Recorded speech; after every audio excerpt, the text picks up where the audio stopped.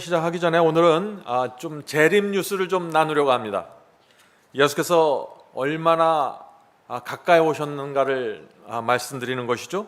코로나 바이러스는 예수 그리스도께서 곧 재림하신다는 것을 나타내는 아주 강력한 증거로 지금 나타나고 있습니다. 지금까지 코로나 바이러스가 전 세계에서 215국에 215개 나라에 퍼져나갔습니다. 그리고 3,200만 명 이상이 감염되었고 100만 명에 가까운 사람들이 사망했습니다. 성도 여러분, 상상이 되십니까? 100만 명이 죽었어요. 근데 왜 이렇게 세상이 조용할까요? 참 이상하죠? 예수께서 오실 때가 정말 가까운 것입니다. 그런데 교회와 세상은 너무나 조용하고 지금은 잠자던 사람들이 일어나야 될 때입니다. 세상에서 이런 일이 일어나고 있는데 사람들이 깨어나지 않는 것은 정말 이상한 것입니다.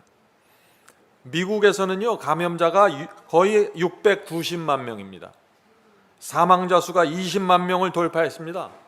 올해 초만 해도 상상할 수 없는 일이 생긴 것입니다. 불과 몇 달 전만 해도 이런 일은 누구도 생각하지 못했죠.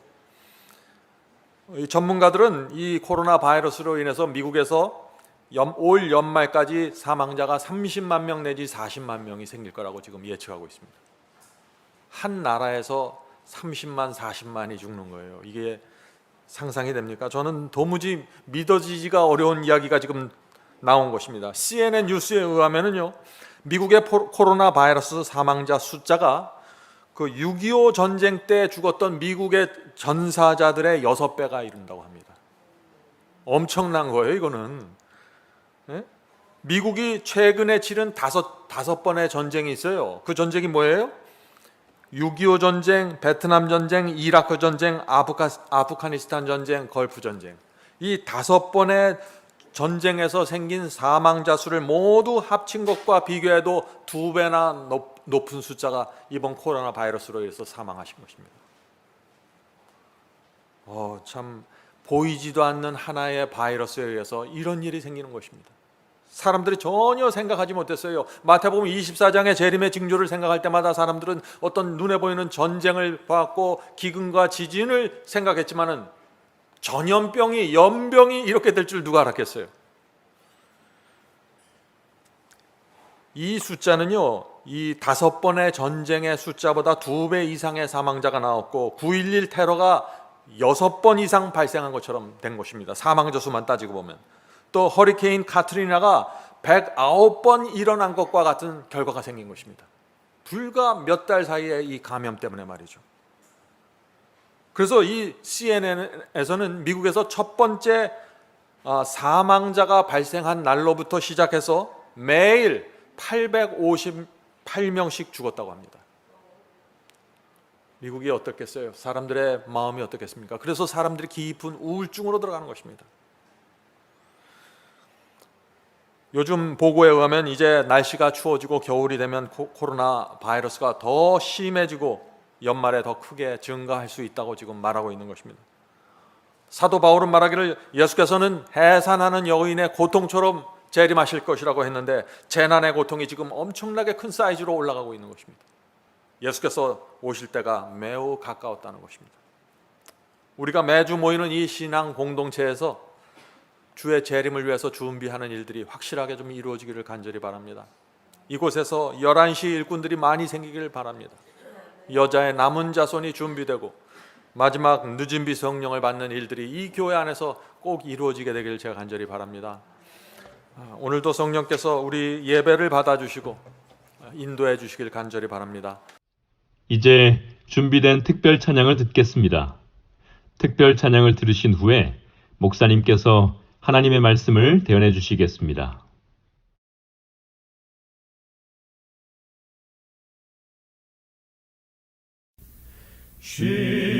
시온산과 같은 교회 그의 영광 하납다. 허락하신 말씀대로 주가 나를 세웠네.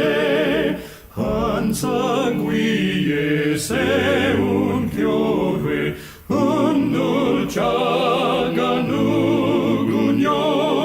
모든 원수의 와사로 아무 근심 없도다.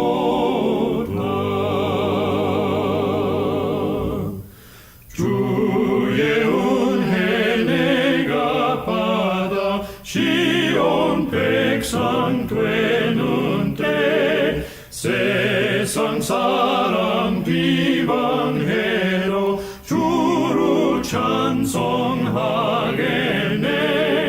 헛된 세상 모든 양과 아침 안개 같으나 주의 자녀 받은 복은 영원 무궁하도다.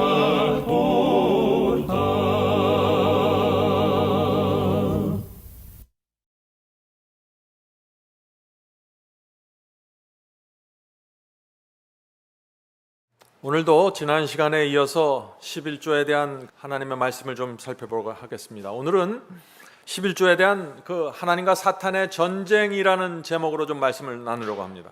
물론 이 전쟁은 하나님과 사탄이 서로 돈을, 재물을 많이 갖겠다고 해서 오는 전쟁이 아닙니다. 이 전쟁은 11조와 성도들이 갖고 있는 이 재물이 서로 자신이 원하는 곳에 사용되기를 원하는 전쟁입니다. 우리는 이 두 세력 사이에서 11조가 사용될 것을 결정해야 되는 것입니다. 하나님께서는 온전한 11조가 드려지기를 원하는 반면에 사탄은 온전한 11조가 드려지는 것을 어떻게 해서든지 막으려고 사력을 다하는 것입니다. 사탄은 그래서 오래전부터 교회 안에서 11조에 대한 이상한 오해를 퍼뜨려 놓았습니다. 그런 오해들 중에 많은 질문들이 던져지고 있는데 그 중에 하나가 이것입니다. 말라기서를 보면은 11조를 드리면 하늘문이 열리고 복이 쏟아진다고 하는데 11조를 내야만 축복받습니까? 11조와 경제적 축복에 대해서 알려주세요 하는 질문입니다. 성도 여러분, 복받기 위해서 드리는 11조, 그것은 온전한 11조가 아닙니다. 하나님은 무엇을 받아야만 축복하는 분이 아니십니다. 하나님께서는 온 우주를 갖고 있는 창조주신데 돈이 뭐가 필요하겠어요? 물질이 무슨 소용이 있겠습니까? 무엇을 바쳐야만 한다는 사상은 우상을 섬기는 사람들의 생각이죠. 11조는 복을 받기 위해서 내가 드리는 뇌물이 아닙니다. 성도 여러분, 이 기독교 역사를 살펴보면요, 가장 큰 축복을 받았던 교회가, 하나님께 가장 큰 축복을 받았던 교회가 가장 가난했습니다. 그 역사적인 사실이야말로 오늘날 사람들이 많이 믿는 이 기복신앙을 깨트리는 중요한 증거라고 생각합니다. 고린도후서 8장 1절과 2절 보겠습니다. 고린도후서 8장 1절과 2절입니다. 형제들아, 하나님께서 마게도냐 교회들에게, 마게도냐에 있는 교회, 초대교회를 말하는 것입니다. 가난과 핍박에 시달렸던 교회입니다. 마게도냐 교회들에게 주신 은혜를 우리가 너에게 알리노니 환난의 많은 시련 가운데서 그들의 넘치는 기쁨과 극심한 가난이 그들의 풍성한 연보를 넘치도록 하게 하였느니라. 성도 여러분, 초대교회는 가장 큰 성령의 능력을 받았던 교회입니다.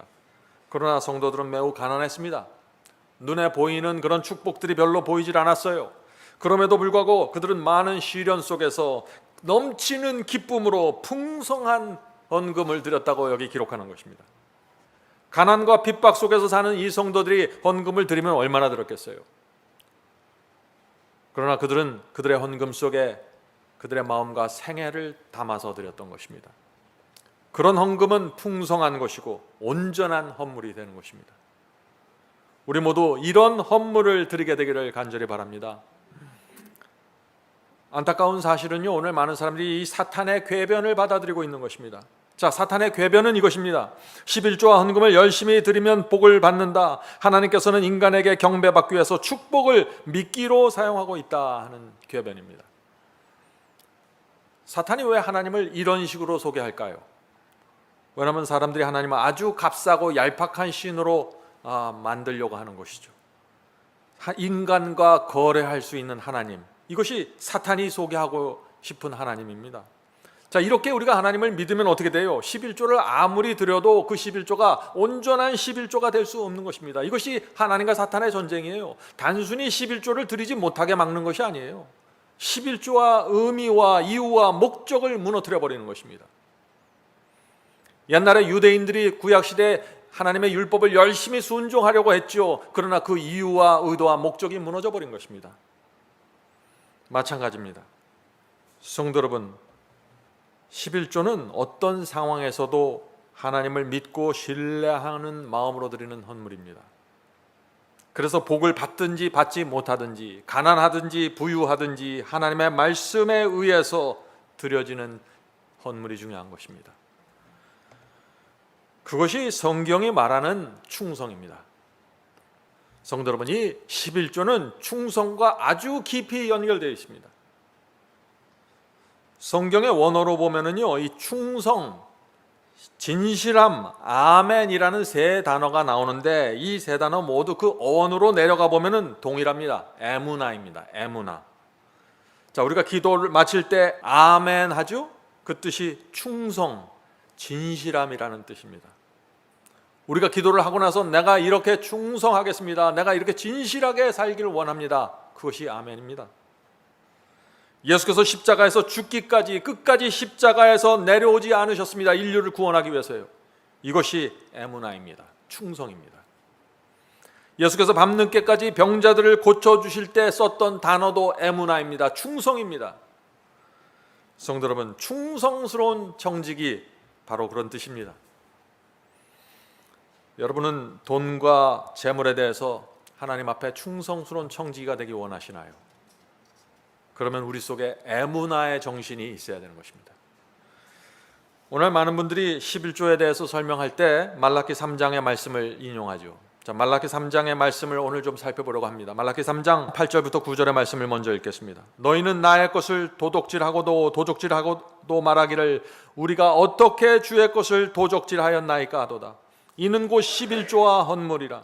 너희 곧 온 나라가 나의 것을 도적질하였으므로 너희가 저주를 받았느니라. 말라기 시대에 이 이스라엘 백성은 11조를 드리지 않았습니다. 하나님께서 그런 이스라엘 백성을 향해서 너희가 나의 것을 도적질했다고 지금 말씀하시는 것입니다.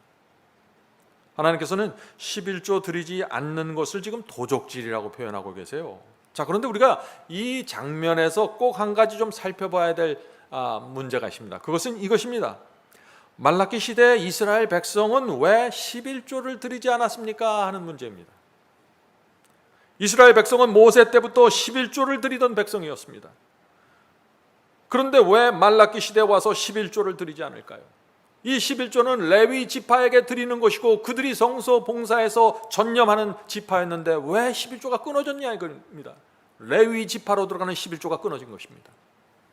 무엇이 이스라엘 백성으로 하여금 11조 드리는 신앙을 잃어버리게 했을까요? 이 질문은 말라기서를 연구할 때 굉장히 중요한 질문입니다.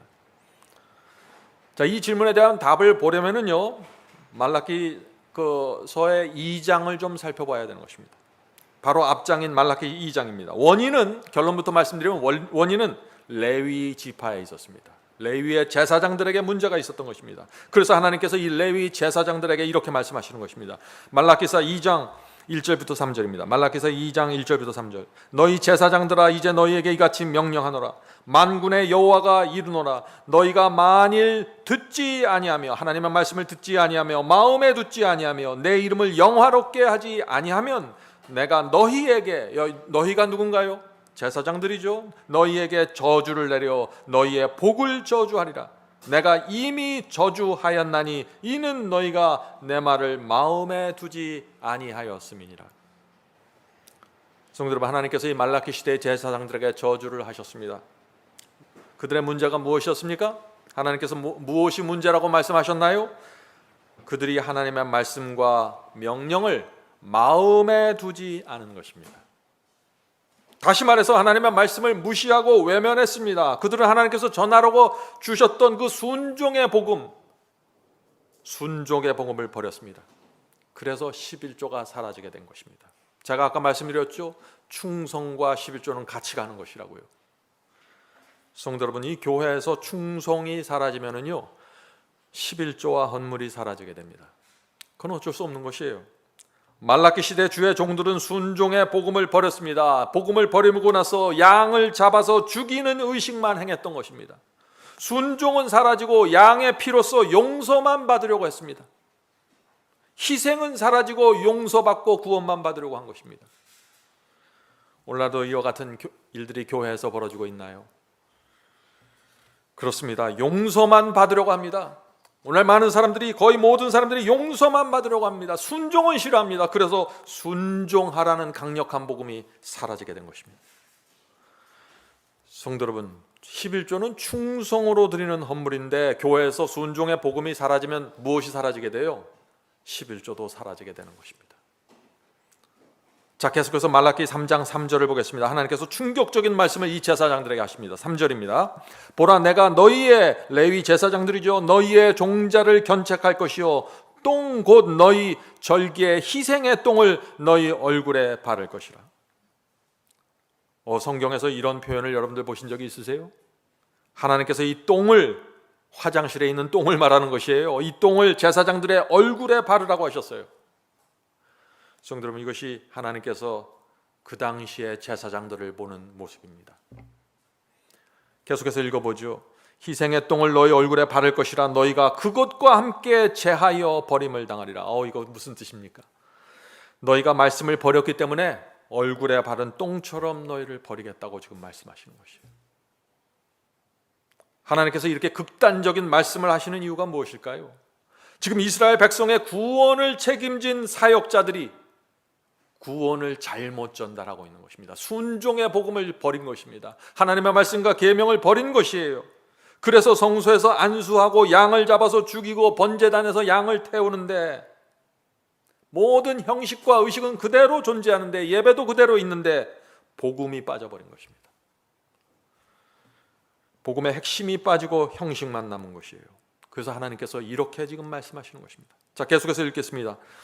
만군의 여호와가 이르노라, 내가 이 명령을 너에게 내린 것은 레위가 세운 나의 언약이 항상 있게 하려 함인 줄 너희가 알리라.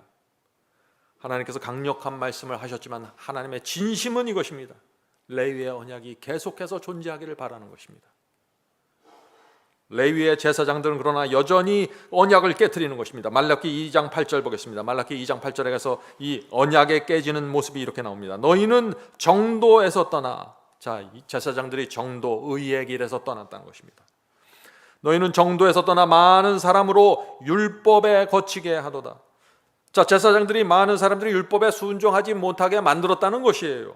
어떻게 백성을 순종하지 못하게 할까요? 제사장들이 순종하지 않아도 구원받는다고 말해 주었던 것입니다. 너희가 순종하지 않아도 양만 잡으면, 양의 피만 있으면 그래서 너가 용서받고 구원받을 수 있다. 수많은 이스라엘 백성이 이 거짓 복음에 기만당한 것입니다. 계속해서 보죠. 많은 사람으로 율법에 거치게 하도다. 나 만군의 여호와가 이르노니 너희가 레위의 언약을 파하였느니라. 성도 여러분, 하나님께서 이 레위 제사장들의 언약이 파기됐다고 지금 말씀하시는 것입니다. 사역자들이 의의 길에서 떠나고 순종하지 않아도 구원받는다고 가르칠 때, 하나님께 충성하지 않아도 당신들이 천국 갈 수 있다고 설교할 때 레위의 언약이 파기되는 것입니다. 성도 여러분, 레위의 언약이 무엇입니까? 우리가 지난 시간에 이걸 살펴보았죠. 이스라엘이 가나안에 들어갈 때 이스라엘의 모든 지파에게 땅이 분배되었습니다. 그런데 레위 지파에는 땅을 분배하지 않고 그들은 전적으로 성소 봉사에 전념하게 했습니다. 그래서 하나님께서 다른 지파에서 드려지는 11조로 레위인의 생계가 유지되도록 한 것입니다. 이것이 레위의 언약입니다. 그래서 이 레위인들은 생계의 위협을 받지 않고 자기 먹을 걸 자기가 챙기지 않고 성서 봉사를 하고 진리를 가르치고 복음을 설명하도록 계획하신 것입니다. 그들은 자기의 생계를 위해서 일하지 않았죠. 그 대신 그들은 온 마음과 자신의 시간을 바쳐서 하나님의 복음과 구원의 진리를 전하는 데 생애를 드리게 한 것입니다. 이것이 하나님과 레위인들 사이에 맺어진 언약이었습니다. 그런데 이 레위의 제사장들이 하나님의 말씀을 버렸고 진리를 외면했습니다. 양과 피와 제사는 그대로 남아있는데 백성들이 양을 붙잡고 성소까지 왔는데 그 성소 안에서 복음을 접하지 못하고 회개하지 않고 순종하지 않게 된 것입니다. 그래서 이 말라기 시대에 하나님의 백성들 사이에서 충성의 신앙이 사라지게 되는 것입니다. 그래서 백성이 방자해지게 되었고 11조까지 드리지 않게 된 것입니다. 그래서 하나님께서 이 이스라엘 백성에게 너희가 나의 것을 도적질했다고 책망하시는 것입니다. 자, 여기까지 이해가 되시겠습니까? 이제 두 번째 질문으로 좀 들어가 보도록 하죠. 두 번째 질문은 이것입니다. 오늘날 기독교에서 11조 신앙이 사라지는 이유가 무엇입니까? 말라기 시대에 11조 신앙이 사라졌습니다. 그런데 오늘날 이 마지막 시대가 되면서 기독교에서 11조 신앙이 사라졌습니다. 이유가 무엇일까요? 이 시대의 레위 제사장들에게 문제가 있다는 것입니다. 몇 해 전에 미국의 어떤 목사님이 한국 기독교회를 방문한 다음에 미국으로 돌아가서 이렇게 말했습니다. 이번에 한국을 방문했는데 한국 교회가 너무 돈을 사랑합니다. 한국 지도자들이 너무나 음란합니다. 많은 사람들이 그 말을 듣고 깜짝 놀랐어요. 잠깐 한국 기독교회를 잠깐 방문한 건데 그 미국 목사님의 눈에 한국 교회가 이렇게 보였다는 것입니다. 몇 해 전에 한국 교계로부터 존경받는 한 목사님이 기독교회를 향해서 강력한 책망을 남겼습니다. 그 목사님 지금 고인이 되셨는데 이런 말씀을 남겼습니다. 그 당시 교회 갱신 협의회 수련회에서 남긴 설교입니다. 자, 그 내용을 읽겠습니다. 여러분은 오늘날 한국 교회의 도덕성이 얼마나 마비되었는지 아십니까? 한국 교회가 돈을 얼마나 사랑하는지 증명하라고 요구하면 얼마든지 증거를 내놓을 수 있습니다. 오늘날 목사들이 돈 때문에 영적으로 깊은 병에 들었습니다. 돈 앞에는 맥을 못 춥니다. 한국 교계의 심각한 문제의 배후에는 돈이 깔려 있는 것입니다. 총회장 선거할 때도 돈 봉투가 돌아다닙니다. 누구 돈 봉투가 두꺼웠는가를 사람들이 말하고 있습니다. 어떻게 주여 주여 하는 자들이 돈 귀신에 붙잡혀 있습니까? 한국 기독교의 모든 책임은 교역자가 져야 합니다. 교역자가 돈을 사랑하지 않는데 교인들이 어떻게 돈을 사랑할 수 있습니까? 교역자가 음란하지 않은데 교인들이 어떻게 이렇게 쉽게 간음죄에 빠지고 있습니까? 교역자가 죄를 범하는 것을 두려워서 벌벌 떨고 있는데 어떻게 교인들이 죄를 함부로 범하겠습니까? 오늘날 한국교회의 총체적인 책임은 교역자가 져야 하는 것입니다. 주님은 회개하라고 하시고 싸워서 이기라고 하시는데 교회는 나는 안 된다라고 말하고 있는 것입니다. 이것이 오늘날 한국교회의 형편입니다. 성도 여러분, 이것이 한국교회의 형편이라고 은퇴한 이 나이 드신 목사님이 말씀하시는 것입니다. 왜 한국교회가 이렇게 되었을까요? 레위의 언약이 깨진 것입니다. 이유는 다른 것이 없습니다. 왜 레위의 언약이 깨졌나요? 여호와께 충성하는 복음과 신앙이 사라진 것입니다. 충성하는 신앙이 사라지면 교인들은 하나님께 대하여 무지하게 되고 방자하게 살게 되는 것입니다. 그래서 제사장들이 무너질 때 백성이 무너지고 교회 속에 온갖 귀신의 영들이 들어오게 되는 것입니다. 자, 이제 말라기서 3장에서 하나님께서 하신 말씀을 계속해서 보도록 하겠습니다. 말라기 3장 보겠습니다. 3장 7절부터 11절을 한 절 한 절 읽으면서 설명하겠습니다. 7절입니다. 만군의 여호와가 이르노라 너희 열조의 날로부터 너희가 나의 규례를 떠나 지키지 아니하였도다. 이스라엘은 하나님과 언약을 맺은 백성입니다. 그런데 계속해서 이들이 우상을 만들어 섬겼습니다. 참 이상하죠. 하나님을 섬기는 백성인데 왜 우상을 이들이 섬기게 되었을까요? 어떤 때는 너무나 편안해서 우상을 섬기고 어떤 때는 너무나 힘들어서 우상을 찾아간 것입니다. 이것이 인간의 죄된 본성입니다. 재물이 생기면 기도하지 않고 세상으로 가고 말씀과 멀어지고 세속화되고 타락합니다. 또 이와 반대로 가뭄이 찾아오고 가난과 고생이 오면은 이 고난에서 나를 건져줄 하나님보다 더 강한 신이 없는가 찾아보기 시작하는 것입니다. 그래서 또 우상이 들어오는 것입니다. 그래서 편할 때나 힘들 때나 계속해서 우상에 대한 유혹과 미혹에 빠지게 되는 것입니다. 이것이 구약시대 계속해서 반복되었던 패턴입니다. 말라기 시대도 바로 이런 형편에 있었던 것이죠. 레위 제사장들은 말씀을 버렸고 타락했고 백성들은 영적으로 죽어 있었습니다. 자, 7절 말라기 3장 7절 계속해서 보겠습니다. 그런즉 내게로 돌아오라. 이거 돌아오라고 호소하시는 하나님의 음성이죠. 그런즉 내게로 돌아오라. 그리하면 나도 너희에게로 돌아가리라 하였더니 너희가 이르기를 우리가 어떻게 하여야 돌아가리까 하도다. 자, 하나님께서 이스라엘을 보면서 지금 안타까워서 돌아오라고 하는데 이스라엘은 지금 뭐라고 얘기해요? 하나님, 우리의 문제가 무엇입니까? 우리가 무엇이 잘못했습니까? 우리가 어떻게 해야 됩니까? 모르는 것입니다. 자신들의 문제를 모르는 것이에요. 자, 하나님께서 뭐라고 말씀하실까요? 8절 9절 보겠습니다. 말라기 3장 8절 9절. 사람이 어찌 하나님의 것을 도둑질하겠느냐. 하나님께서 이제 구체적으로 지적해 주시는 것이죠. 하나님의 것을 도적질하겠느냐. 그러나 너희는 나의 것을 도적질하고도 말하기를 우리가 어떻게 주의 것을 도적질하였나이까 하도다. 이는 곧 11조와 헌물이라. 너희 곧 온 나라가 나의 것을 도적질하였으므로 너희가 저주를 받았느니라. 성도 여러분, 말라기 시대의 이 백성들은 조상 때부터 드리던 11조와 헌물을 드리지 않으면서도 자신들의 문제가 무엇인지 몰랐던 것입니다. 왜 몰랐을까요? 레위의 제사장들이 순종의 복음을 전하지 않았기 때문입니다. 순종하지 않아도 양만 잡아서 피를 흘리면 구원받을 수 있다는 복음이 이스라엘 전체로 퍼져나간 것입니다. 순종하지 않아도 구원받을 수 있다 그러니까 아무도 순종하려고 하는 것이 아닙니다. 희생이 필요 없게 된 것이에요.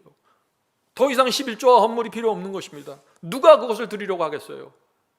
양이 성소에 가서 피만 나 대신 흘려주면 그거로 다 끝나버리는데.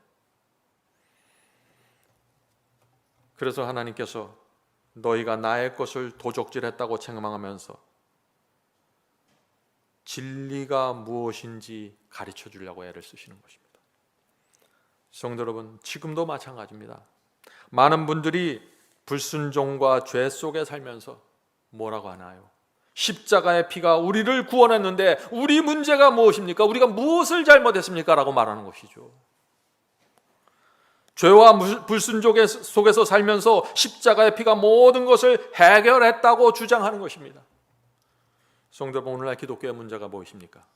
말라기서에 나왔던 그 문제가 다시 반복되고 있는 것입니다. 순종의 복음을 잃어버린 것입니다. 이스라엘 백성이 구약시대에 순종하지 않아서 수없이 멸망당하는 모습을 보면서도 오늘날 기독교회가 순종의 복음을 가르치지 않는 것입니다. 참 이상하죠. 여러분, 예수님의 말씀을 들어보세요. 예수님은 분명하게 말씀하십니다. 마태복음 7장 21절입니다. 마태복음 7장 21절. 나더러 주여 주여 하는 자마다 다 천국에 들어갈 것이 아니요 다만 하늘에 계신 내 아버지의 뜻대로 행하는 자라야 들어가리라. 이것보다 얼마나 더 분명하게 말씀하실 수 있을까요? 예수께서 제시하신 천국에 들어가는 구원의 조건 뭐예요? 하늘에 계신 아버지의 뜻대로 행하는 것입니다. 순종이라는 것입니다. 마태복음 16장 24절 보겠습니다. 마태복음 16장 24절.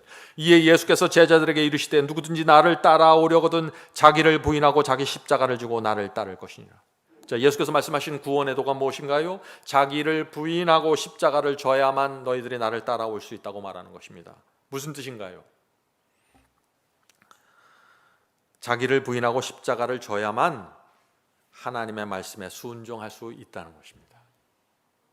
여러분의 마음이 아무리 순종하고 싶어도 여러분이 여러분 자신을 부인하지 않고 십자가를 지지 않으면 순종할 수 없습니다. 그것이 이 세상입니다. 마귀가 이 세상을 그렇게 만들어 놓았어요. 요한복음 15장 14절입니다. 요한복음 15장 14절. 너희는 내가 명하는 대로 행하면 곧 나의 친구라. 주님의 친구가 되는 방법이 무엇인가요? 주께서 명하신 대로 행하는 것입니다. 순종입니다. 순종하지 않는 자들에게 어떤 것도 약속되어 있지 않다는 것입니다. 성도 여러분, 오늘날 기독교가 놓친 것이 무엇이에요? 이제 여러분들이 아시죠? 순종의 복음을 놓친 것입니다. 레위의 언약이 파기되면서 순종의 복음이 날아가 버렸습니다. 그래서 사람들이 11조를 하나님께 드리지 않는 것이 무엇이 문제입니까? 라는 이런 회의와 질문들이 오늘날 교회 안에서 끝없이 올라오게 된 것입니다. 자, 이제 다음 질문으로 가겠습니다. 다음 질문 세 번째입니다. 11조를 도적질로 말씀하신 이유가 무엇일까요? 지금 하나님께서 11조를 내는 것이 도적질이라고 말씀하셨죠? 11조를 내지 않는 것이 왜 하나님의 것을 도적질하는 것입니까? 라는 질문이 나오는 것입니다. 하나님께서 태초에 하늘과 땅과 바다를 만드셨습니다. 그리고 그 가운데 거하는 모든 생물들과 모든 것들을 다 만드셨죠. 만물을 다 만드셨습니다. 그러므로 지구에서 인간의 것은 하나도 없는 것입니다. 처음부터 하나님의 것으로 시작된 것입니다. 그래서 시편 24편 1절에 이런 말씀이 있는 것이죠. 시편 24편 1절. 땅과 거기 충만한 것과 세계와 그 중에 거하는 자가 모두 여호와의 것이로다. 성도들은 모든 것이 하나님의 것입니다. 농사 짓는 것, 장사, 모든 것이 하나님께서 창조하신 이 땅 안에서 이루어지는 것입니다. 그러므로 11조를 드리는 첫 번째 이유가 무엇인가요? 첫 번째 이유는 하나님께서 이 지구를 만드신 주인이라는 사실을 인정하는 것입니다. 우리는 11조를 드릴 때마다 하나님, 이 지구의 주인은 하나님이십니다. 저는 이 지구의 주인이 하나님이 될 것을 원합니다. 사탄이 이 지구를 공격하지만 이 지구는 하나님의 것입니다. 이것이 11조입니다. 만약에 이 인류의 후손들이 11조를 정확하게 지금까지 드리면서 살았다면 이 지구의 형편은 어떻겠을까요? 이 지구에는 창조주 하나님 외에 그 다른 어떤 것도 존재할 수 없는 것입니다. 우상숭배와 미신 또 무신론들이 들어올 수 없는 것입니다. 11조는 지구를 사탄의 미혹에서 보호하는 하나님의 놀라운 지혜인 것입니다. 성도 여러분, 11조를 드리는 두 번째 이유가 있습니다. 두 번째 이유가 무엇인가요? 그것은 내가 얻은 소득 전체가 하나님의 것이라는 나의 인정입니다. 하나님께서 만드신 지구에서 소득을 얻게 되었고 주께서 나에게 주신 힘과 능력과 지혜로 재물을 얻은 것입니다. 하나님께서 건강한 심장을 나에게 주셨고 손과 발을 주셨습니다. 나는 아무것도 그거를 주지 않았으면 나는 아무것도 못하는 것이에요. 어제까지 여러분이 열심히 돈을 벌었어도 오늘 내 몸이 망가지면 아무것도 안 되는 것입니다. 그래서 하나님께 소득의 10분의 1을 드리는 것입니다. 신명기 8장 17절부터 20절 보겠습니다. 신명기 8장 17절부터 20절입니다. 또 두렵건대, 자, 무엇을 두려워해야 되는가 보세요. 또 두렵건대 내가 마음에 이르기를 내 능과 내 손의 힘으로 내가 이 재물을 얻었다 할까 하노라. 자, 무엇을 두려워하라는 것이에요? 내 힘, 내 능력으로 이 돈을 벌었습니다 라는 착각을 하지 말라는 것이에요. 그거 두려워하라는 것입니다. 그 생각을. 이 재물을 얻었다 할까 하노라. 내 하나님 여호와를 기억하라. 그가 내게 재물 얻을 능력을 주셨습니다. 성도 여러분, 재물은 내 능력, 내 힘으로, 내 손으로 얻는 것이 아닙니다. 하나님께서 건강 주시고 지혜 주셨고 손발 주셨기 때문에 재물을 얻게 된 것이죠. 내가 잘나서 돈 번 것이 아니라는 것입니다. 그러므로 재물이 들어올 때마다 여호와를 기억하라는 것입니다. 기억하는 사람은 하나님께 나가 11조와 헌금을 드리게 된다는 것입니다. 참 이상해요. 근데 100만 원을 번 사람은요 11조 10만 원을 잘 드려요. 그런데 10억을 벌면 참 어려워져요. 거기서부터는 얘기가. 왜 그럴까요? 돈이 일만하게 원인이기 때문에 그렇죠. 돈은 종이가 아니에요. 돈은 동전이 아닙니다. 돈은 파워예요. 그래서 우리가 이것을 존절하게 대하지 않으면, 하나님의 말씀에 의지해서 이것을 만지지 않으면 큰 문제가 생기는 것입니다. 18절 보겠습니다. 신명기 8장 18절. 이같이 하시면, 자, 하나님께서 재물 얻는 능력을 우리에게 주신 이유는 내 열조에게 맹세하신 언약을 오늘과 같이 이루려 하심이니라. 성도 여러분, 하나님과 우리와 언약을 맺었습니다. 돈 좀 벌었다고 해서 하나님과 얻은 언약을 잊어버리면 안 되는 것입니다. 가난하다는 이유 때문에 하나님께 대한 믿음과 충성을 잃어버려도 안 되는 것입니다. 부하거나 가난하거나 우리는 하나님과 맺은 언약을 기억해야 되는 것입니다. 우리는 하나님께서 맡겨주신 재물을 관리하는 청지기입니다. 그래서 성경이 청지기에 대해서 말하고 있는 것이에요. 우리는 재물의 소유자가 아니라 청지기예요. 그래서 마지막 심판 날에 재물을 어떻게 모았고 어떻게 사용했으며 하나님께 그 재물을 어떻게 드렸는지에 대해서 우리가 대답해야 하는 것입니다. 우린 청지기 때문에 말이죠. 자, 신명기 8장 계속해서 보겠습니다. 19절 20절입니다. 19절과 20절 읽겠습니다. 내가 만일 내 하나님 여호와를 잊어버리고 다른 신들을 쫓아 그들을 섬기며 그들에게 절하면 내가 너희에게 증거하노니 너희가 정령이 멸망할 것이라. 여호와께서 너희 앞에서 멸망시킨 민족들 같이 너희도 멸망하리니 이는 너희가 너희 하나님 여호와의 소리를 청종치 아니함이라. 이 말씀이 무슨 뜻인가요? 재물 때문에 여호와를 잊어버리면은 이방인들처럼 하나님께서 취급하시겠다는 것이에요. 예수께서는 두 주인을 섬기지 말라고 그랬잖아요. 두 주인이 누구예요? 하나님과 재물의 신 맘몬이에요. 너희가 맘몬을 따라가면, 재물을 따라가면 하나님을 섬기지 않기로 결정한 거기 때문에 나도 너희를 버릴 수밖에 없다.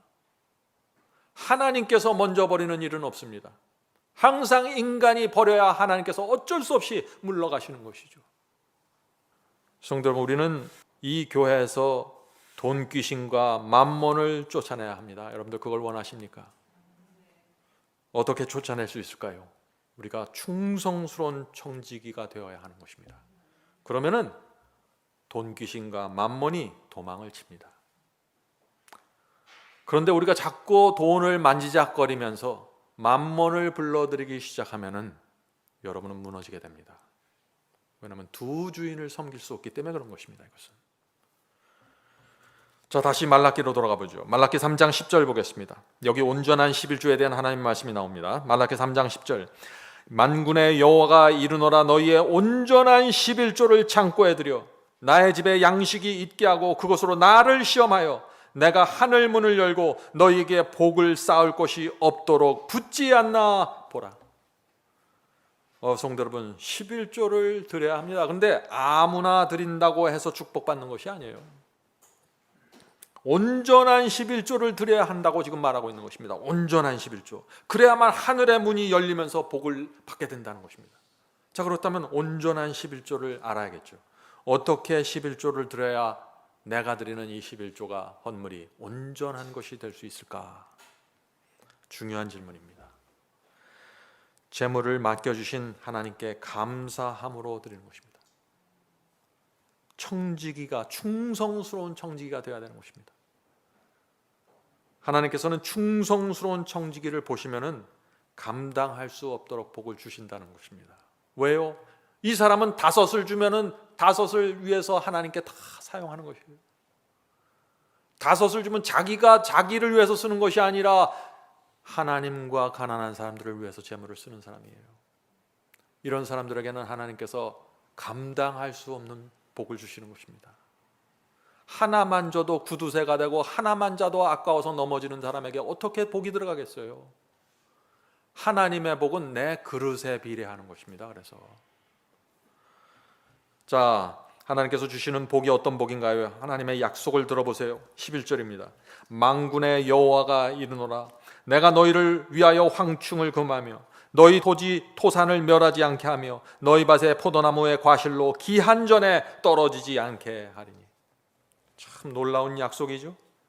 성도 여러분, 지금 이 세상은요, 사탄이 점령하고 있는 세상입니다. 만약 그런데 어떤 사람이 이 죄악 세상에서 하나님만 바라보면서 온 마음을 다해서 충성하고 순종을 바치는데 하나님께서 그 영혼을 내버려 두실까요? 하나님께서 하나님께 충성하기 위해서 이 영혼이 지금 희생까지 감수하고 있는데, 외로움을 감수하고 있고 온 세상과 역행하면서 주의 말씀을 붙잡고 가고 있는데 하나님께서 그런 영혼을 그냥 내버려 두실 수 있을까요? 반드시 지키고 보호하고 인도하신다는 것입니다. 하나님께서 여러분의 인생을 보호하고 인도해 주십니다. 여러분이 충성하기만 한다면 말이죠. 황충을 금하고 토지 소산을 보호하시고 포도나무의 과실을 기한 전에 떨어지지 않도록 지켜주시겠다는 것입니다. 성도 여러분, 충성해 보세요. 하나님께서 여러분을 어떻게 대하시는지 시험해 보세요. 이것이 하나님께서 여러분에게 드리는 호소입니다. 자, 네 번째입니다. 네 번째 질문은 11조는 어떤 복음을 위해서 드려야 하는가입니다. 이것은 제가 지난 시간에도 말씀드렸는데 중요하기 때문에 한 번 더 정리해 보도록 하겠습니다. 성도 여러분, 11조는요 사람에게 드리는 것이 아닙니다. 11조는 복음을 위해서 드리는 건데 특별히 천국 복음을 위해서 바쳐져야 합니다. 자, 예수님의 이 말씀을 들어보세요. 마태복음 24장 14절입니다. 마태복음 24장 14절. 이 천국 복음이 모든 민족에게 증거되기 위하여 온 세상에 전파되리니 그제야 끝이 오리라. 자, 성도 여러분, 언제 이 세상에 끝이 옵니까? 천국 복음이 온 세상에 전파돼야 그때야 세상 역사가 끝난다는 것입니다. 예수께서 재림하신다는 것입니다. 그러므로 중요한 것은 뭐예요? 천국 복음입니다. 무엇이 천국 복음인지 정확하게 알아야 된다는 것입니다. 성경 말씀과 일치하는 천국 복음이 전파되어야 하는 것이죠. 영혼을 구원해서 하늘로 데려갈 수 있는 복음, 그것이 천국 복음입니다. 그 복음이 전파되어야만 세상 끝이 오고 예수께서 재림하신다는 것이에요. 자, 그렇다면 우리가 드리는 이 11조가 어떤 복음에 집중해야 될까요? 그 대답은 여러분이 이제 아실 것입니다. 천국 복음에 드려져야 하는 것입니다. 예수님과 제자들이 했던 원래의 복음, 초대교회가 전했던 그 원래의 복음에 성도들의 재물이 집중되어야 된다는 것입니다. 잊지 마세요. 이것은 재물에 대한 하나님과 사탄의 전쟁입니다. 사도 바울은 이 점에 있어서 아주 분명합니다. 바울은 원래의 복음이 아니면, 예수께서 주신 제자들이 전한 그 원래의 복음이 아니면 다 저주를 받는다고 선언했어요. 자, 그 말씀을 볼까요? 갈라디아 1장 보겠습니다. 갈라디아 1장 7절부터 10절입니다. 다른 복음은 없나니, 사도들이 전했던 그 오리지널 복음 외에 다른 복음은 인정하지 않겠다는 것이에요. 다른 복음은 없나니 다만 어떤 사람들이 너희를 요란케 하여 그리스도의 복음을 변하게 하려 함이라. 그러나 우리나 혹 하늘로부터 온 천사로도 우리가 너희에게 전한 복음 외에 다른 복음을 전하면 저주를 받을지어다. 성도 여러분, 하늘에서 내려온 천사처럼 보여도 그 사람이 하는 말이 제자들이 전했던 그 복음이 아니면 저주를 받겠다는 것이에요. 그것이 다른 복음이에요. 하나의 복음밖에 없는 것이에요. 그 하나의 복음에 성도들의 재물이 드려지게 된다는 것입니다. 우리가 전에 말하였거니와 내가 지금 말하노니 만일 누구든지 너희의 받은 것 외에 다른 복음을 전하면 저주를 받을지어다. 성도 여러분, 어떻게 이것보다 더 정확하게 말씀할 수 있을까요? 다른 복음이 무엇이에요? 예수님이 전했던 복음입니다. 제자들이 받아서 전했던 원래의 복음입니다. 그것 아니면 다 다른 복음이에요. 오늘날 많은 사람들이 참 이면에 있어서 너무나 허술해요. 자신이 다니는 교회에서 다른 복음이 나오는 것을 알면서도 거기다 11조와 헌물을 드려요. 집을 팔아서 넣고. 충성된 청지기가 아니에요. 그렇게 여러분들이 살아가면 그 교회로부터, 교인들로부터 칭찬은 많이 받겠죠. 그러나 하나님의 눈에 보실 때 전혀 충성된 청지기가 아닙니다. 성도 여러분, 이 다른 복음으로는 세상 끝이 올 수 없습니다. 다른 복음으로는 세상 역사가 맞춰질 수 없고 예수께서 재림하실 수 없는 것입니다. 그래서 사도 바울이 다른 복음이면 안 된다고 지금 선언하는 거예요. 몇 해 전에 기독교의 어떤 원로 목사님이 11조에 대해서 자기가 평소에 믿던 신조를 얘기했다가 큰 곤경을 당했어요. 그분이 이렇게 말했습니다. 나는 11조를 드립니다. 자선이나 구제를 위해서 11조를 사용하지 않습니다. 이유는 간단합니다. 11조는 내 돈이 아니라 하나님의 돈이고 복음 전파를 위해서 사용되어야 하기 때문입니다. 11조로 나는 빵을 사지 않습니다. 내 돈이 아니기 때문입니다. 빵은 11조를 뗀 나머지 돈, 하나님이 내게 허락해 주신 내 몫의 돈으로 삽니다. 성도 여러분, 이런 말을 하면 오늘날 교회에서 많은 공격을 받게 되는 것입니다. 왜 그럴까요? 11조는 천국 복음에 집중되어야 한다는 사상이 사라져버렸어요. 구약 성경에서 11조가 가난한 사람들에게 드려졌다는 사실들이 나오죠. 그러나 그것은 두 번째 11조입니다. 12조라고 부르는 것이에요. 첫 번째 11조는 레위인들에게 드리는 것입니다. 오늘날 많은 사람들이 11조에 대한 진리를 정확하게 보지 못하고 있습니다. 왜 그럴까요? 많은 사람들의 마음속에 이 교회와 목회자들에 대한 원망과 실망이 크기 때문에 진리를 보기 원하는데 감정에 흔들려서 정확하게 보질 못하는 것이에요. 그래서 11조를 드리라는 이 설교만 나오면 예민해지는 것입니다. 사람들이. 어떤 분이 인터넷에 이런 거를 올렸어요. 참 이분의 마음이 제가 느껴집니다. 목사님들 들어보세요. 하나님을 향한 믿음만 있으면 내지 말래도 11조 냅니다. 목사님들은 성도가 헌금 낼 수 있는 믿음을 갖도록 이끌어줘야 하는데 그런 말씀과 신앙에 대한 말씀 없이 11조를 강요하기 때문에 반감이 올라옵니다. 이제 11조 얘기 그만하세요. 성도들이 예수님을 만나면 어떻게 11조를 드리지 않겠습니까? 어떤 교회는 교회 건물 짓는데 3천억 원이 들었다고 합니다. 2천억 원이 헌금으로 사용되었고 나머지 1천억 원은 은행빚이라고 합니다. 이래도 되는 것입니까? 자, 오늘날 이런 글들을 올리는 분들의 마음을 이해합니다.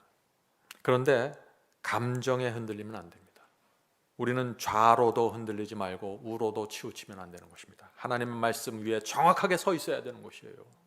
이쪽에서 실망했다고 반대쪽으로 건너가면 안 되는 것이에요. 말씀으로 돌아오셔야지. 성도 여러분, 다시 말씀드리지만 이 11조는 사람에게 드리는 것이 아닙니다.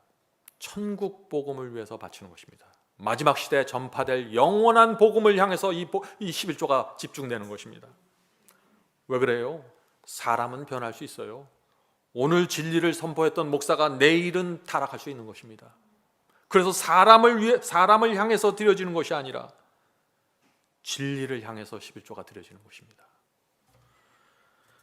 오늘 많은 분들이 던지는 질문은 또 이것입니다. 이 질문은 좀 교리적인 질문입니다. 11조는 모세가 기록한 의문의 율법에 속했기 때문에 십자가에서 폐지된 것이 아닙니까? 하는 질문입니다. 여러분들도 이런 질문 한번 들어보신 적이 있을 것입니다. 자, 바울은 의문의 율법은 십자가에서 폐지됐다고 했습니다. 왜냐하면 이 의문의 율법은 성소제사와 희생제물에 관한 율법이기 때문에 그 율법은 그리스도께서 어린 양이 되셔서 십자가에 돌아가셨을 때 더 이상 이제 쓸모가 없어진 것입니다. 원형이신 그리스도께서 오셨기 때문에 그림자는 더 이상 필요가 없게 됐다는 얘기죠. 자, 골로새서 2장 읽으면서 좀 말씀을 살펴보겠습니다. 골로새서 2장 14절부터 17절입니다. 우리를 거스리고 우리를 대적하는 의문에 쓴 증서를 도말하시고 제하여 버리사 십자가에 못 박으시고. 분명합니다. 폐하여진 율법이 있는 것입니다. 그것은 의문의 증서라고 했습니다.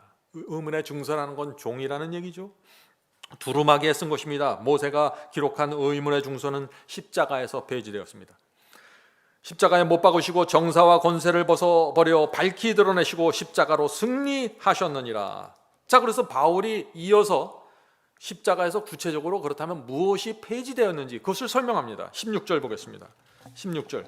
그러므로 먹고 마시는 것과, 자, 제사 제도와 의식과 관련된 모든 먹고 마시는 것은 폐지됐다는 것입니다. 먹고 마시는 것과 절기나 월삭이나 안식일을, 자, 여기는 절기 안식일을 말하는 것이죠. 두 종류의 안식일이 있습니다. 하나는 십계명에 나오는 넷째 계명 안식일이고 또 한 종류의 안식일은 절기 안식일입니다. 이 절기 안식일은 제7일이 아니고 이것은 수요일이 될 수 있고 목요일이 될 수 있고 절기에 따라 달라지는 것입니다. 절기 안식일을 인하여 누구든지 너희를 편론하지 못하게 하라. 자, 무엇이 폐지됐나요? 제사제도와 절기와 월삭에 관련된 모든 것이 다 폐지됐습니다. 십자가에서 폐지됐어요. 그런데 11조는 제사제도와 상관이 없다는 것입니다. 11조는 제사제도와 상관이 없는 것입니다. 이것들은 장래일의 그림자니 몸은 그리스도의 거친이라. 자, 제사제도와 절기가 왜 폐지됐어요? 제사제도와 절기는 그리스도의 생애와 죽음을 상징하는 그림자였습니다. 번제단 그리스도를 상징합니다. 양 그리스도를 상징합니다. 성소의 첫 번째 칸 그리스도의 중보를 상징합니다. 지성소 그리스도의 심판을 상징합니다. 모든 성소의 모든 것은 그리스도의 사역을 상징하는 것입니다. 그리스도께서 이 땅에 직접 오신 다음부터는 더 이상 그런 표상과 그림자는 필요가 없는 것이죠. 그래서 제자들과 사도들이 그리고 우리들까지 더 이상 제사를 지내지 않는 것입니다. 양을 잡을 필요가 없게 된 것이죠. 성도 여러분, 11조는 그림자가 아닙니다. 11조는 십자가에서 폐지된 제사제도와 관계없는 것입니다. 11조 제도는 모세가 기록한 이 의문의 율법이 존재하기 훨씬 이전에 세워진 것입니다. 아브라함 때 세워졌다고 성경은 말하고 있는 것입니다. 아브라함이 하나님의 제사장인 멜기세덱의 11조를 바쳤죠. 창세기에 그 말씀이 나옵니다. 그것처럼 신약 시대의 그리스도인들은 멜기세덱의 반차를 쫓아서 대제사장이 되신 그리스도께 11조를 바쳐야 되는 것입니다. 이것이 히브리서 말씀 아니에요. 아브라함이 하나님의 제사장 멜기세덱의 11조를 바쳤던 것처럼 우리도 멜기세덱의 반차를 쫓은 대제사장 그리스도께 11조를 드려야 하는 것입니다. 그것이 히브리서 2장과 7장에 나오는 말씀입니다. 자, 다섯 번째 질문 보겠습니다. 재물에 대한 하나님과 사탄의 전쟁을 아십니까? 하는 질문이죠. 재물에 대한 하나님과 사탄의 전쟁. 자, 오늘 사람들이 어디에 돈을 쌓아놓나요? 어떤 분들은 집에다 쌓아놓는 분들이 있죠. 그러나 증권, 땅, 은행에다 쌓아놓습니다. 성도 여러분 아십니까? 지금 두 세력이, 눈에 보이지 않는 두 세력이 여러분이 갖고 있는 돈에 깊은 관심을 갖고 있습니다. 여러분들 그 사실 아세요? 여러분이 돈과 재물을 어디다 쌓아놨든지 이 두 세력의 눈을 피할 수 없는 것입니다. 그 두 세력이 누구예요? 하나님과 사탄입니다. 하나님께서는 여러분의 재물이 진리를 위해서 사용되길 원하고, 사탄은 여러분의 재물이 거짓 복음을 위해서 사용되길 원하는 것입니다. 온전한 11조가 되지 않기를 원하는 것입니다. 그래서 사탄은 지금 부하들에게 이렇게 말하고 있습니다. 자, 스튜어드십이라는 책이 있어요. 청지기 직분이라는 책이 있는데 그 책 154, 155페이지에 아주 흥미있는 글이 있습니다. 가서 땅과 돈을 소유한 자들을, 자, 그럼 사탄이 자신의 부하 악령들에게 하는 얘기예요. 너희들은 가서 땅과 돈을 소유한 자들을 이생의 염려에 취하게 하라. 세상을 가장 매혹적인 광채가 나는 것으로 사람들 앞에 제시하여 그들의 애정이 지상의 사물들에게 고정되게 만들라. 사탄이 원하는 것이 뭐예요? 저와 여러분의 세상을 이 세상에 묶어놓는 것입니다. 생각이 세상에 붙잡히면 어떻게 돼요? 그 다음부터는 진리가 무엇인가에 대해서 관심이 없어집니다. 하나님의 뜻이 무엇인지 생각할 겨를이 없어요. 이것을 위해서 사탄이 그리스도인들에게 재물도 나눠주는 것입니다. 재물 만지작거리는 재미에 푹 취해서 진리가 무엇인지 보지 못하게 만드는 것이죠. 오늘 많은 교회에서 재물은 하나님께서 주시는 복이라고요? 아닙니다. 사탄도 자기 목적을 이루기 위해서 재물을 나눠줄 수 있어요. 자, 그런데 이 사탄이 말이죠, 어떤 그리스도인에게는 재물이 흘러 들어가지 못하게 결사적으로 막습니다. 하나님께서는 그런데 그 사람에게 재물을 주기를 원하시는 것이에요. 그런데 사탄은 막아요. 왜 이런 일이 생길까요? 어떤 성도들에게 재물이 들어가려고 하면 큰 전쟁이 벌어집니다. 하나님과 사탄 사이에서 말이죠. 계속해서 읽겠습니다. 우리는 사탄과 악령들입니다. 우리는 말씀을 전하기 위해서 수고하는 자들이 우리를 대항하는 일에 사용할 재물을 얻지 못하도록 우리의 전력을 다해야 한다. 성도 여러분, 하나님과 사탄의 전쟁이 보이십니까? 사탄이 지금 무엇을 막으려고 하죠? 돈이 진리를 전파하는 그 사역에 흘러 들어가지 못하게 전력을 다해서 막아야 된다는 것입니다. 왜 사탄이 이걸 막으려고 할까요?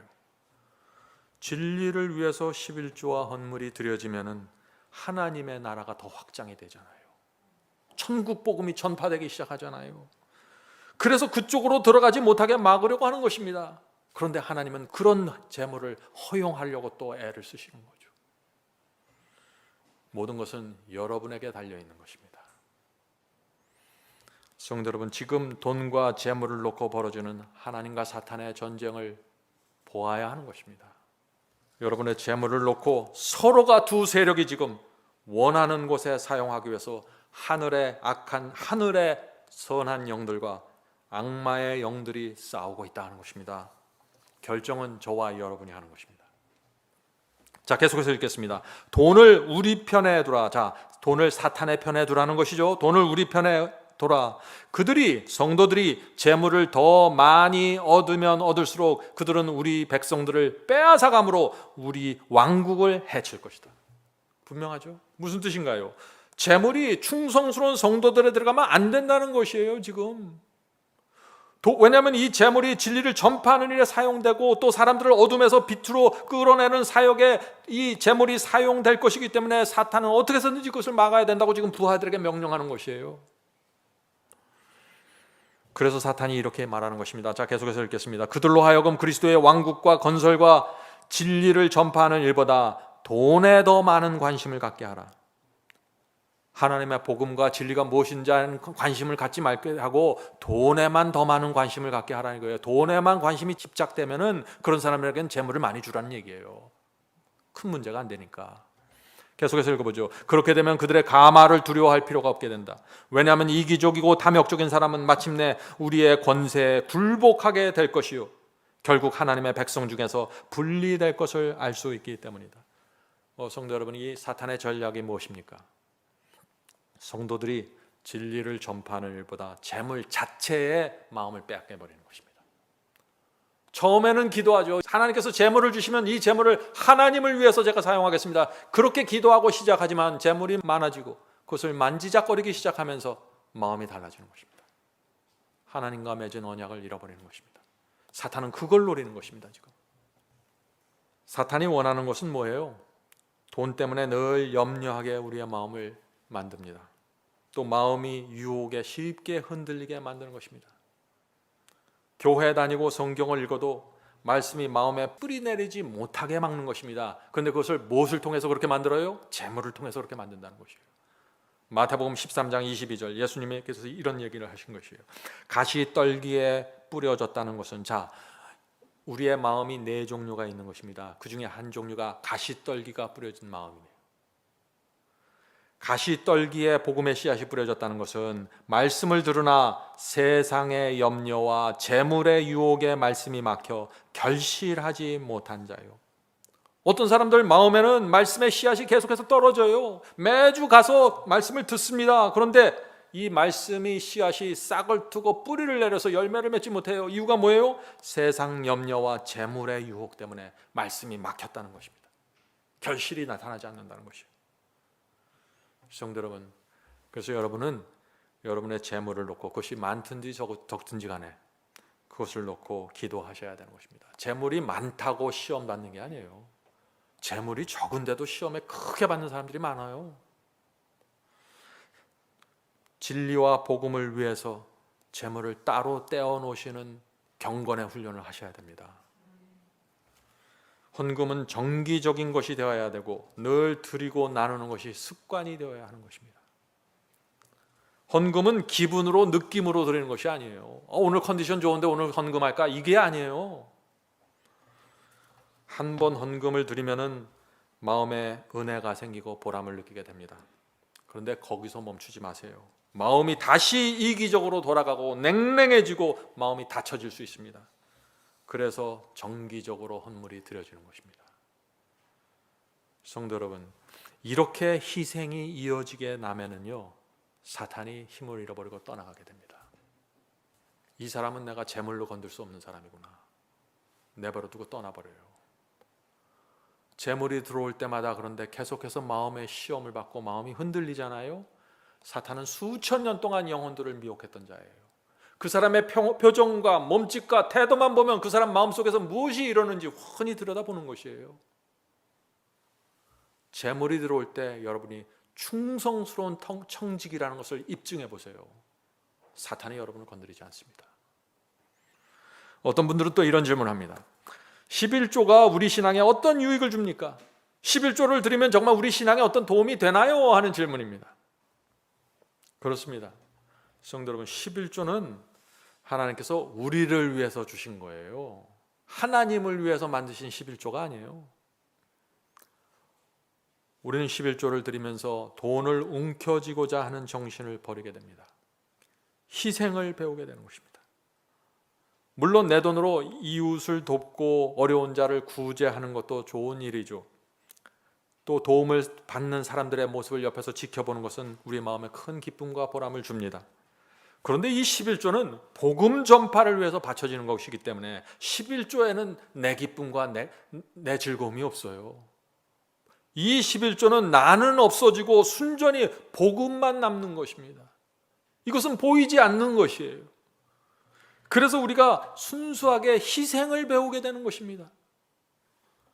성도 여러분, 인간의 본성은 이기심으로 기울어지고 자비와 희생에 대해서 마음의 문을 쉽게 닫히는 것입니다. 그것이 누구나 마찬가지입니다.